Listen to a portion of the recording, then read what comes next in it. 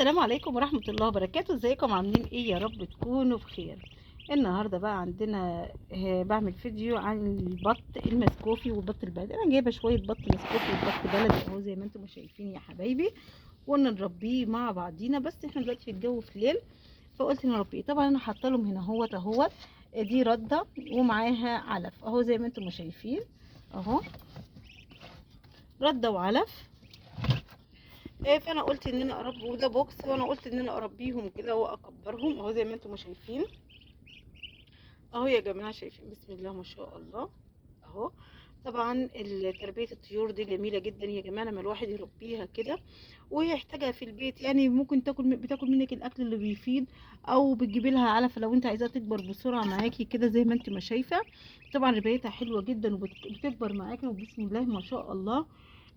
وزي ما انتم ما شايفين بسم الله ما شاء الله، الله اكبر اهو يا جماعه. دي تربيه البط البلدي والبط المسكوفي زي ما انتم شايفين اهو. بنكبره، ممكن تبيعيها تبقى مشروع من البيت اهو. ممكن تعمليه مشروع من البيت، وممكن كمان تربيه وتبيعيه، يعني على حسب ما انت ما عايزاه.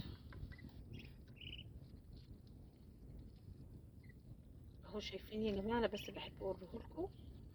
ديت يا جماعه مسكوفي اهو، شايفين هي جايه تشرب اهي.